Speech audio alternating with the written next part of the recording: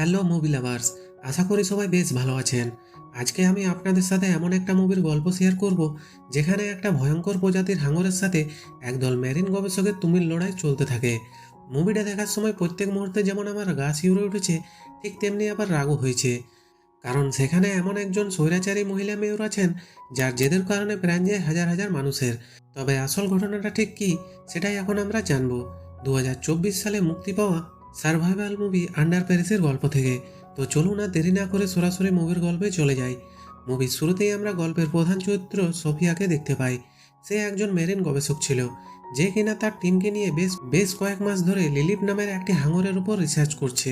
সেই টিমে সোফিয়ার হাজব্যান্ড ক্রিস্টিও ছিল। একদিন সোফিয়া আর ক্রিস্টি ব্লগ বানাচ্ছিল, তখন হঠাৎই তাদের টিমের একজন এসে বলে তারা সিগন্যাল পেয়েছে। এটা শোনা মাত্রই ক্রিস্টি টিম মেম্বারদের সঙ্গে নিয়ে সমুদ্রে ডুব দেয়, আর সোফিয়া এবং তার সাথে থাকা মেয়ে সব কিছু পর্যবেক্ষণ করতে থাকে। ক্রিস্টিরা লিলিপকে খুঁজতে গিয়েছিল ঠিকই, কিন্তু সেখানে তারা একটা বড় মৃত হাঙরকে দেখতে পায়। ক্রিস্টি তার কাছে গিয়ে বুঝতে পারে সেটা একটা বাচ্চা হাঙর, আর তার শরীরের অর্ধেকটা অংশ নেই। দেখেই বোঝা যাচ্ছিল কোনো হিংস্র প্রাণী সেটুকু কামড়ে নিয়ে গেছে। ব্যাপারটা তাদের কাছে বেশ অদ্ভুত লাগে। যাই হোক, তারা ওই বাচ্চাটাকে নিয়ে আলোচনা করছিল, আর এরই মাঝে সেখানে এক ঝাঁক হাঙর তাদেরকে ঘিরে ধরে। অদ্ভুত বিষয় হলো তারা সবাই মেয়ে হাঙর। ক্রিস্টিরা ভালো করে জানতো যে মেয়ে হাঙরদেরকে কিভাবে হ্যান্ডেল করতে হয়, তাই তারা বেশ শান্ত হয়ে থাকে। এরপর সেই হাঙরগুলো যেতে না যেতেই সেখানে লিলিপ চলে আসে।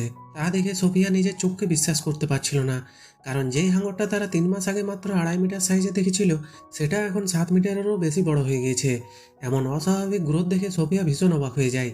সে ক্রিস্টিকে লিলিপের বডি থেকে স্যাম্পেল নিয়ে আসতে বলে, যাতে সেটার উপর রিসার্চ করে তারা লিলিপের গ্রোথের রহস্য বের করতে পারে। আর এখানে সোফিয়া সব থেকে বড় ভুলটা করে, কেননা ক্রিস্টি যখন স্যাম্পেল নেওয়ার জন্য লিলিপের গায়ে ইঞ্জেকশন পুশ করে, তখনই সে খেপে যায় এবং ক্রিস্টিদের উপর অ্যাটাক করে। সেই মুহূর্তের মধ্যে সবার শরীরকে ছিন্নভিন্ন করে ফেলে এবং সাগরের পানি রক্তাক্ত হয়ে যায়। এইসব দেখে সোফিয়া নিজেকে কন্ট্রোল করতে পারে না। তার পাশে থাকা মেয়েটি তাকে বাধা দেওয়ার চেষ্টা করে, কিন্তু সোফিয়া তার কথায় কোনো পাত্তা দেয় না এবং সমুদ্রে ডুব দেয় তার সাথীদেরকে বাঁচানোর জন্য। তবে ততক্ষণে অনেক দেরি হয়ে গিয়েছিল। লিলিপ সেখান থেকে চলে গিয়েছিল, তাই সেখানে সে শুধুমাত্র শরীরের কিছু টুকরো অংশ ছাড়া আর কিছুই খুঁজে পায় না। এরই মাঝে লিলিপ এসেও সোফিয়ার উপর অ্যাটাক করে। তখন সোফিয়ার পা লিলিপের গায়ে বাঁধা জালে আটকে যায় এবং লিলিপ তাকে টেনে সমুদ্রের গভীরে নিয়ে যেতে শুরু করে। পানির অতিরিক্ত প্রেসারের কারণে সোফিয়ার নাক কান থেকে রক্ত বেরোতে শুরু করে। তবে সৌভাগ্যবশত একটা ধারালো জিনিসের মাধ্যমে সে জালটাকে কেটে উপরে উঠে আসে এবং এই যাত্রায় সোফিয়া কোনো মতে বেঁচে যায়। এরপর সিন শিফট হয়, আমাদেরকে 3 বছর পরের দৃশ্য দেখানো হয়। একদিন প্যারিস শহরে দুটো ছেলে মাছ ধরতে গিয়ে নদীর ভিতর থেকে ছোট একটা মিসাইল খুঁজে পায়। তাই তারা তখন বিষয়টাকে পুলিশকে জানালে পুলিশ এসে ইনভেস্টিগেট শুরু করে। দেখতে দেখতে সেখানে মিডিয়ার লোকজনও পৌঁছে যায়। পুলিশ তাদেরকে জানায় যে নদীর ওই জায়গাটাতে এখনও দ্বিতীয় বিশ্বযুদ্ধে ব্যবহার করা মিসাইলগুলো পাওয়া যায়, তবে ভয়ের কোনো কারণ নেই, কেননা সেগুলো নদীর অনেক গভীরে আছে। অন্যদিকে সিন শিফট হয়, আমরা সোফিয়াকে দেখতে পাই। সে এখন তার গবেষণার কাজ ছেড়ে দিয়েছে। এখন সে একটা অ্যাকোয়ারিয়ামে চাকরি করে। সেখানে ছোট বাচ্চারা ভিজিট করতে আসলে তাদেরকে সমুদ্রের বিভিন্ন প্রাণীর বিষয়ে সে জানায়। এমনই একদল বাচ্চাদেরকে সে সমুদ্রের প্রাণীদের বিষয়ে বলছিল। তখন হঠাৎ একটা বাচ্চা বলে ওঠে যে সোফিয়া যদি সমুদ্রের প্রাণীদের ব্যাপারে এত কিছু জানে, তাহলে তার টিমকে কেন বাঁচাতে পারেনি? তাদেরকে তো হাঙরের হাতে মরতে হয়েছে। কথাটি শুনে সোফিয়া নির্বাক হয়ে যায় আর তৎক্ষণাৎ সেখান থেকে বেরিয়ে যায়। তখন মিকা নামের একজন মেরিন সেভিয়ার তার সাথে কথা বলার চেষ্টা করে। মূলত তাদেরকেই মেরিন সেভিয়ার বলা হয়, যারা সাগরের প্রাণীদের রক্ষা করার কাজ করে। তো সোফিয়া যেহেতু তখন কথা বলার মতো অবস্থায় ছিল না, তাই মিকাকে অ্যাভয়েড করে সেখান থেকে চলে যেতে শুরু করে। তখন মিকা হঠাৎ বলে ওঠে যে সে প্ল্যান 7 সম্পর্কে জানে। এটা শুনে সোফিয়া থমকে যায়। মূলত প্ল্যান 7 হচ্ছে লিলিপের অফিসিয়াল নাম। তো মিকা সোফিয়াকে তাদের ল্যাবে নিয়ে আসে। সেখানে মিকা আর তার বান্ধবী বেন তাকে জানায় যে লিলিপ এখন প্যারিসে চলে এসছে, আর তার শরীরে লাগানো ট্র্যাকার এখনও অ্যাক্টিভ আছে এবং যেটার অ্যাক্সেস তাদের কাছেও আছে। কিন্তু সোফিয়া তাদের কথা মানতে চায় না, কারণ প্যারিসের স্বচ্ছ মিষ্টি পানিতে কখনোই হাঙর আসতে পারে না, আর যদি কোনোভাবে চলেও আসে তাহলে সে বেশি দিন সার্ভাইভ করতে পারবে না। তখন মিকা তাকে জানায় যে তারা আজকেই লিলিপকে খুঁজতে সেই নদীতে যাবে। তাই সোফিয়াকেও তাদের সাথে যাওয়ার জন্য অনুরোধ করে, কিন্তু সোফিয়া তাতে রাজি হয় না এবং সেখান থেকে বের হয়ে যায়। বাসায় ফিরে তার পুরনো জিনিসগুলো ঘাটাঘাটি করতে গিয়ে একটা টেপ খুঁজে পায়, যেটাতে তাদের 3 বছর আগেকার ভিডিওগুলো সেভ করা ছিল। সোফিয়া সেই ভিডিওগুলো দেখে ভীষণ ইমোশনাল হয়ে পড়ে। এমন সময় হঠাৎ মিকার কথাগুলো তার মনে পড়ে। তখন সে ট্র্যাকারের মাধ্যমে জানতে পারে যে লিলিপ সত্যিই প্যারিসে চলে এসছে, কিন্তু মিকারা তো সেই রাতে নদীতে যেতে চেয়েছিল। তাই সোফিয়া তৎক্ষণাৎ মিকাকে কল করে তাকে সাবধান করার জন্য, কারণ ওই হাঙরের ভয়াবহতা শুধুমাত্র সোফিয়াই জানে। কিন্তু মিকার ফোন তো তখন বন্ধ ছিল, তাই সে একটা ভয়েস মেসেজ পাঠিয়ে রাখে। এদিকে মিকা আর বেনকে দেখা যায় তারা ততক্ষণে নদীতে চলে গিয়েছে। সেখানে মিকা নদীতে নেমে যায় আর বেন বোটে বসে তার জন্য অপেক্ষা করতে থাকে। মিকা নদীতে নামার সময় তার গায়ে একটা হুক লাগিয়ে রেখেছিল, যাতে উপরে কোনো সমস্যা হলে বেন সেই হুকে টান দিয়ে মিকাকে সিগন্যাল দেয়। এরপর মিকা নদীর গভীরে গিয়ে একটা গাড়ি দেখে, সেটার দিকে এগিয়ে যায়। গাড়ির বডিতে অদ্ভুত কিছু চিহ্ন দেখতে পায়। সেগুলো দেখে মনে হচ্ছিল যে কোনো বড় প্রাণী সেটার উপর অ্যাটাক করেছিল। এমন সময় হঠাৎ সেখানে পুলিশ চলে আসে। তখন বেন সেই হুক ধরে টানতে শুরু করে, কিন্তু মিকা পানি থেকে উঠতে চাইছিল না, তাই সে মুখটা খুলে ফেলে। এদিকে পুলিশকে কাছাকাছি আসতে দেখে বেন সেখান থেকে পালিয়ে যায় আর মিকা পুলিশের হাতে ধরা পড়ে যায়। পুলিশ মিকার কাছে এত রাতে নদীতে নামার কারণ জানতে চাইলে মিকা বলে যে সে একজন মেরিন সেভিয়ার, তাই পানিতে থাকাটাই তার জন্য স্বাভাবিক। তবে পুলিশ সেটা বিশ্বাস করে না, কেননা এত রাতে কোনো নদীতে নামাটা স্বাভাবিক নয়। এরই মাঝে সোফিয়া সেখানে পৌঁছে যায় মিকাদের বাধা দেওয়ার জন্য, কিন্তু সেখানে গিয়ে দেখে মিকাকে পুলিশ ধরে নিয়ে যাচ্ছে, তাই সে সেখান থেকে ফিরে আসে। মিকাকে থানায় নিয়ে যাওয়ার পর পুলিশ মিকাকে জিজ্ঞেস করে জানতে পারে ওই নদীতে একটা হাঙর আছে এবং সে ওই গাড়িটার কোথাও জানায়। তবে পুলিশ তার কথা মানে না, কারণ তাদের জানা মতে হাঙর কখনো মিষ্টি পানিতে সার্ভাইভ করতে পারে না। তো পরের দিন সকালে নদীর গভীরে থাকা সেই গাড়িটাকে পুলিশ উদ্ধার করে। সেটার ভেতরে একটা মানুষের লাশ পড়েছিল। সেটা দেখে সবাই ভীষণ ভয় পায়, কারণ লাশের প্রায় অর্ধেকটা অংশ ছিল না। দেখে বোঝা যাচ্ছিল কোনো বড় প্রাণী সেটা কামড়ে নিয়ে গিয়েছে। ঠিক সেই সময় সোফিয়া লিলিপকে ফলো করতে করতে নদীর পাড়ে পৌঁছে যায় আর সেখানে গিয়ে পুলিশের সাথে তার দেখা হয়। সোফিয়া পুলিশকে জানায় যে সে একজন মেরিন গবেষক, আর ওই লাশটা দেখে বলে যে নিশ্চিতভাবে এই কাজটা হাঙরের। তখন মিকা পুরো দোষটা সোফিয়ার ঘাড়ে চাপিয়ে দেয়। সে বলে যে সোফিয়াই তাকে নদীতে নামতে বলেছে। সোফিয়া তখন বিষয়টা অস্বীকার করে, কিন্তু পুলিশ তার কথা মানতে চায় না, তাই তাকেও পুলিশের সাথে থানায় যেতে হয়। থানায় যাওয়ার পর পুলিশ অফিসার আদিল সোফিয়াকে নিয়ে যায় তাদের কমিশনারের কাছে। ততক্ষণে সোফিয়া আদিলকে ওই ট্র্যাকারের ব্যাপারে জানিয়েছিল, যেটার মাধ্যমে তারা লিলিপকে ফলো করছে। তবে সে যখন বিষয়টা গিয়ে কমিশনারকে জানায়, তখন কমিশনার তার কথা বিশ্বাস করতে চায় না। সে তার টিমকে পার্সোনালি বিষয়টা ইনভেস্টিগেট করতে বলে। সেই কথা মতো আদিল তার টিমকে নিয়ে ওই নদীতে ড্রাইভ করার প্রস্তুতি নেয়। তখন সোফিয়া তাদেরকে বোঝানোর চেষ্টা করে যে এই অবস্থায় নদীতে যাওয়াটা বিপজ্জনক। তারা বাইরে থেকে লিলিপকে ট্র্যাক করতে পারবে, কিন্তু আদিলরা তার কথাই পাত্তা দেয় না। তখন মিকা তাদের সাথে যেতে চাইলে আদিল তাকে নিষেধ করে দেয়। তারা শুধু সোফিয়াকে নিয়ে লিলিপকে খোঁজার উদ্দেশ্যে রওনা হয়। তবে মিকাও চুপচাপ বসে থাকে না, সে একটা সাইকেল নিয়ে সোফিয়াদের ফলো করতে শুরু করে। এদিকে সোফিয়া ট্র্যাকারের মাধ্যমে আদিলদের গাইড করে লিলিপের কাছে নিয়ে যায়। এরপর কয়েকজন পুলিশ নিচে নেমে যায় পুরো বিষয়টা খতিয়ে দেখার জন্য। তারা সেখানে গিয়ে লিলিপকে দেখতে পায় না ঠিকই, কিন্তু হাঙরের উপস্থিতি বুঝতে পারে। এরই মাঝে সোফিয়া সবাইকে জানায় যে লিলিপ তাদের খুব কাছাকাছি চলে এসছে। এমন সময় হঠাৎ সোফিয়ার ট্যাবে লিলিপের সিগন্যাল আসা বন্ধ হয়ে যায়। তখন পানির নিচে থাকা পুলিশরা বেশ ভয় পেয়ে যায়। তারা দ্রুত উপরে উঠে আসে। সোফিয়া বুঝে উঠতে পারছিল না যে হঠাৎ কি হয়ে গেল। যাই হোক, তারা সেফলি উপরে উঠে আসার পর রেডার চেক করে জানা যায় তাদের আশেপাশে একটা বড় হাঙর ছিল। এরই মাঝে হঠাৎ সোফিয়ার নজর পড়ে দূরে দাঁড়িয়ে থাকা মিকার উপর। মূলত মিকা মনে করেছিল পুলিশরা হয়তো লিলিপকে মেরে ফেলবে। অন্যদিকে সে তো লিলিপকে বাঁচানোর চেষ্টা করছিল, যে কারণে সে বেনের সাথে কথা বলে সোফিয়ার ডিভাইস সিগন্যাল বন্ধ করে দেয়। এটা বুঝতে পেরে সোফিয়া সোজা চলে যায় মিকাদের ল্যাবে। মিকাকে সেই কাজের জন্য খুব বোকাঝোকা করতে শুরু করে, আর মিকাকে বলে যে ওই হাঙরের জন্য তার টিমকে হারাতে হয়েছে, তাই তাকে বাঁচানোর চেষ্টা করাটা ভুল হবে। কিন্তু মিকা তার কথা মানতে চায় না। তার ধারণা ছিল যে হাঙররা কখনোই বিনা কারণে কারোর উপর অ্যাটাক করতে পারে না। আর সোফিয়ার বন্ধুদের সাথে যেটা হয়েছিল তার পেছনে সম্পূর্ণ সোফিয়ার দোষ ছিল। এটা শুনে সোফিয়া ভীষণ কষ্ট পায় এবং সেখান থেকে চলে আসে। অন্যদিকে আদিল গিয়ে কমিশনারকে হাঙরের বিষয়টা জানায়। সেটা শুনে কমিশনার খুব টেনশনে পড়ে যায়, কারণ কিছুদিনের মধ্যেই ওই নদীতে একটা আন্তর্জাতিক সাঁতার প্রতিযোগিতা হতে চলেছে, আর সেটা প্যারিস শহরের মেয়র নিজেই অর্গানাইজ করেছে। আসলে এবারের অলিম্পিক গেমসও ঠিক এই মুহূর্তে প্যারিসে অনুষ্ঠিত হচ্ছে। হয়তো সেটাকে কেন্দ্র করেই এই বছর এই মুভিটা বানানো হয়েছে।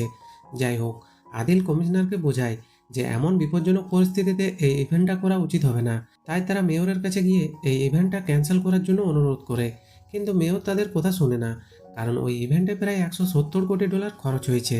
যে কারণে ইভেন্ট ক্যান্সেল হলে তাদের অনেক বড় ক্ষতি হয়ে যাবে। মেয়র তাদেরকে অর্ডার দেয় যেভাবেই হোক ওই হাঙরটাকে সেখান থেকে তাড়াতে।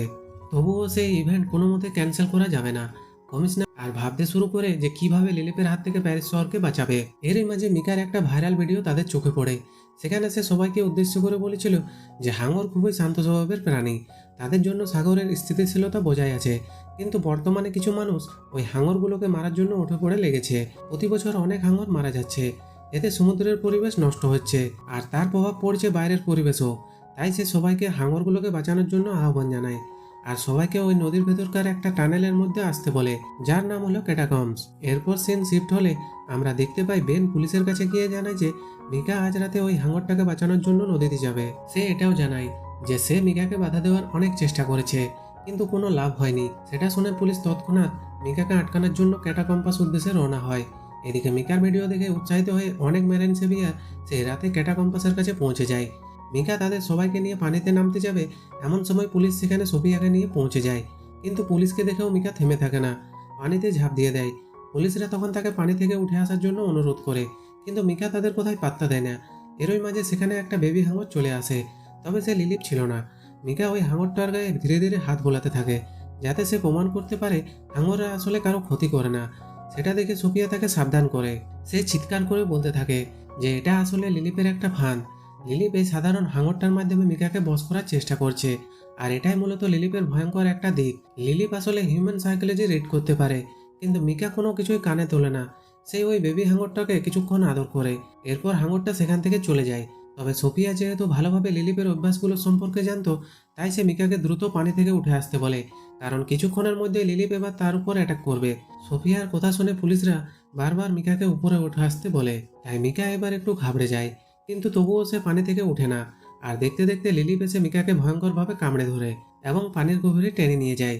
সেটা দেখে সেখানে থাকা সবাই ভীষণ ভয় পেয়ে যায়। তারা লিলিপের হাত থেকে বাঁচার জন্য সেখান থেকে পালানোর চেষ্টা করে। তারা খুব ভালোভাবে বুঝে যায় যে সব প্রাণীরাই নিরীহ হয় না, আর সবাইকে বাঁচানো সম্ভব নয়। কিছু কিছু প্রাণীদের চেয়েও বরং নিজেদেরকে বাঁচিয়ে রাখা প্রয়োজন। কিন্তু দুর্ভাগ্যবশত সেখানে পানি থাকায় এবং জায়গাটাও খুব ছোট হওয়ায় তাদের মধ্যে অনেকেই দৌড়াতে গিয়ে পা পিছলে নদীর ভিতর পড়ে যায়। আর তখনই সেখানে লিলিপ সহ আরও অনেকগুলো হাঙর এসে একের পর এক তাণ্ডব চালাতে থাকে।